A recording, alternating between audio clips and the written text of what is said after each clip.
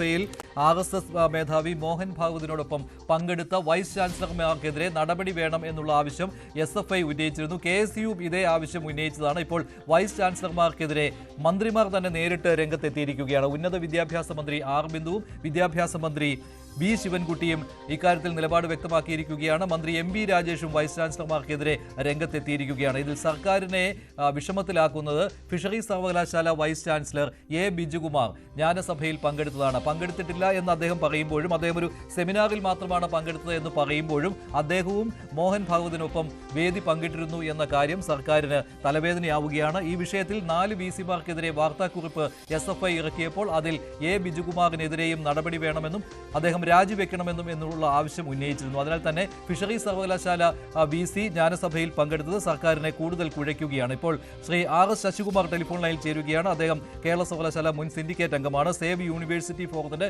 പ്രതിനിധിയാണ്. ശ്രീ RS ശശികുമാർ, 4 VC-മാരാണ് മോഹൻ ഭാഗവതിനോടൊപ്പം ജ്ഞാനസഭയിൽ പങ്കെടുത്തത്. ഇവർക്കെതിരെ നടപടി ആവശ്യം വരികയാണ് SFIയുടെ ഭാഗത്ത് നിന്ന്. KSU ഉന്നയിക്കുന്നുണ്ട്. ഇവർക്കെതിരെ മന്ത്രിമാർ രംഗത്തെത്തുകയാണ്. എങ്ങനെയാണ് താങ്കളുടെ വിലയിരുത്തൽ? എന്ത് ചെയ്യണമെന്നാണ്? അല്ല, ഈ മോഹൻ ഭഗത് പങ്കെടുക്കുന്ന ഈ യോഗത്തിൽ നമ്മ VC-മാർ പങ്കെടുക്കുന്നത് ഒരു തെറ്റായ സന്ദേശം നൽകുമെന്ന് ആദ്യം തന്നെ സേവ് യൂണിവേഴ്സിറ്റി ക്യാമ്പയിൻ കമ്മിറ്റി പ്രസ്താവനയിലൂടെ അറിയിച്ചിരുന്നതാണ്. പക്ഷേ നിർഭാഗ്യകരമെന്ന് പറയട്ടെ, നമ്മുടെ ഉന്നത വിദ്യാഭ്യാസ മന്ത്രി ബിന്ദു തന്നെയാണ് പറഞ്ഞത് എല്ലാ VC-മാര് ഇങ്ങനെയുള്ള സെമിനാറിൽ പങ്കെടുക്കുന്നത് തെറ്റില്ല എന്ന്. അതൊരു ക്ലീൻ ചിറ്റ് ആയിരുന്നു അന്ന് വിദ്യാഭ്യാസ മന്ത്രി കൊടുത്തത്. അതിന്റെ അടിസ്ഥാനത്തിൽ തീർച്ചയായിട്ടും വൈസ് ചാൻസലർമാരെ അതിൽ പങ്കെടുക്കുന്നതിനെ കുറിച്ച് അവരിൽ ചർച്ച നടന്നപ്പോൾ അവരുടെ ഭാഗമെന്ന് പറഞ്ഞാൽ അവരെ അസോസിയേഷൻ ഓഫ് ഇന്ത്യൻ യൂണിവേഴ്സിറ്റീസിന്റെ ചെയർമാൻ ഡോക്ടർ മിത്തൽ പങ്കെടുക്കുന്ന സെമിനാറിലാണ് പങ്കെടുക്കുന്നത് എന്ന രീതിയിലാണ് അവർ പങ്കെടുക്കാൻ പോയത്. അങ്ങനെ പങ്കെടുക്കാൻ ഉന്നത വിദ്യാഭ്യാസ മന്ത്രി അനുവദിച്ചതിന് ശേഷം, അവർ പങ്കെടുത്തതിന് ശേഷം ഇപ്പോൾ അവർ പങ്കെടുത്തത് തെറ്റാണ് എന്ന് ഗോവിന്ദൻ പറയുമ്പോൾ അവരിലുണ്ടായ ഒരു പുനർചിന്തനമാണ്. അതിന് പിന്നിൽ മറ്റു ചില രാഷ്ട്രീയ ഉദ്ദേശങ്ങളുണ്ടെന്നാണ് ഞാൻ കരുതുന്നത്. അക്കാഡമിക് ഇൻട്രസ്റ്റ് അല്ല. പിന്നെ ഡോക്ടർ ബിജുകുമാർ പങ്കെടുത്തു, ഡോക്ടർ കുഞ്ഞമ്മേൽ പങ്കെടുത്തു, ഡോക്ടർ രവീന്ദ്രൻ പങ്കെടുത്തു, കണ്ണൂർ യൂണിവേഴ്സിറ്റിയിലെ ഡോക്ടർ സാജു പങ്കെടുത്തു. അപ്പോൾ അതിനകത്ത് ഡോക്ടർ ബിജുകുമാർ എന്ന് പറയുന്നത് ഇവിടെയുള്ള CPM-ന്റെ അധ്യാപക സംഘടനയിലെ ഒരു അംഗം തന്നെയാണ്. അപ്പൊ അദ്ദേഹത്തെ ക്ഷണിച്ചപ്പോൾ അദ്ദേഹം മിത്തലിന്റെ യോഗത്തിൽ പങ്കെടുത്തു എന്നാണ് അദ്ദേഹം പറയുന്നത്. പക്ഷേ അദ്ദേഹത്തെ വൈസ് ചാൻസലർ ആകുന്നതിന് ശുപാർശ ചെയ്തത് ഫിഷറീസ് വകുപ്പിന്റെ കീഴിലാണല്ലോ, ഫിഷറീസ് യൂണിവേഴ്സിറ്റി. അപ്പോഴേ സജി ചെറിയാൻ തന്നെയാണ് അദ്ദേഹത്തിന്റെ പേര് ശുപാർശ ചെയ്തത്. അവർ തന്നെ പറഞ്ഞിട്ടുണ്ടായിരുന്നു അദ്ദേഹം ക്വാളിറ്റിയുള്ള 100% ഇന്നിപ്പോ കേരളത്തിലെ യൂണിവേഴ്സിറ്റിയിലുള്ളതിൽ ഫിഷറീസ് വകുപ്പിൽ അക്വാട്ടിക് വിഭാഗത്തിലെ ഏറ്റവും നല്ലൊരു സയന്റിസ്റ്റാണ്. ഒരുപാട് ഇന്നോവേഷൻ നടത്തിയിട്ടുള്ള ആളാണ്. അദ്ദേഹത്തെ ഒരു സയന്റിസ്റ്റ് എന്ന നിലയിൽ, ഒരു അധ്യാപകൻ എന്ന നിലയിൽ നമുക്ക് തള്ളിപ്പറയാൻ പറ്റത്തില്ല. അപ്പോൾ ആ രീതിയിൽ അദ്ദേഹം പങ്കെടുത്തിട്ടുണ്ട്. പക്ഷെ പങ്കെടുത്ത ആൾക്കാരെയൊക്കെ ഇനി മന്ത്രി പാർട്ടിക്ക് തീരുമാനം മാറിയത് കൊണ്ട് അവിടെ നടപടിയെടുക്കാമെന്ന് പറഞ്ഞാൽ നടപടിയെടുക്കാൻ എന്ത് അധികാരമാണ് ഗവൺമെന്റിനുള്ളത്?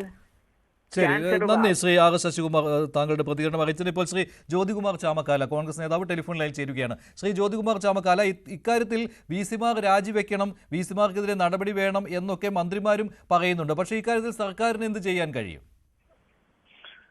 നിയമാനുസൃതമായി സർക്കാരിന് ഒന്നും ചെയ്യാൻ കഴിയില്ല. ഇവിടെ ഈ വൈസ് ചാൻസലർമാർക്ക് ഏളിതമായത്, താങ്ങായത്, തുണയായത് സംസ്ഥാനത്തിന്റെ ഉന്നത വിദ്യാഭ്യാസ മന്ത്രിയുടെ സ്റ്റേറ്റ്മെന്റ് തന്നെയാണ്.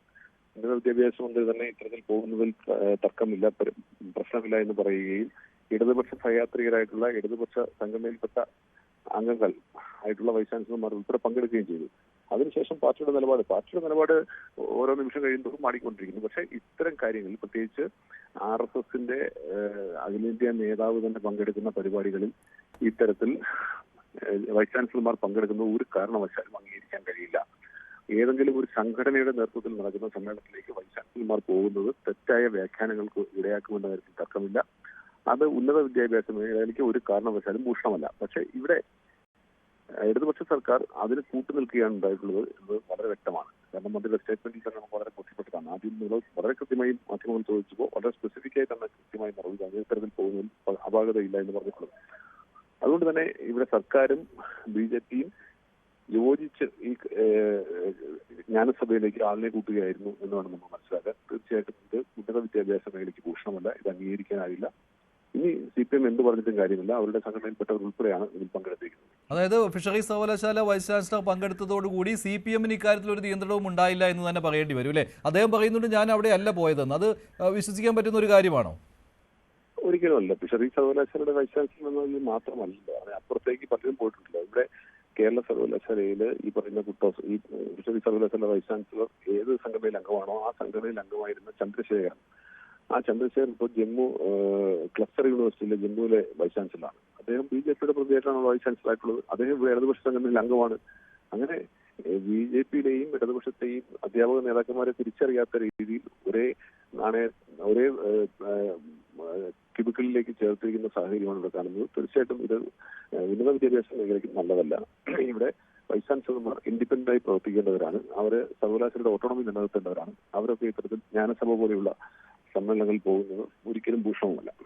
ശരി, നന്ദി ശ്രീ ജ്യോതികുമാർ ചാമക്കാല. ജ്ഞാനസഭയിൽ 4 വൈസ് ചാൻസലർമാർ പങ്കെടുത്തതിനെതിരെയാണ് പ്രതിഷേധം. ഇവർക്കെതിരെ നടപടി വേണമെന്നുള്ള ആവശ്യം വിദ്യാർത്ഥി സംഘടനകൾ ഉന്നയിക്കുന്നു. ഇവർക്കെതിരെയുള്ള വിമർശനം ഉന്നയിക്കുകയാണ് മന്ത്രിമാർ.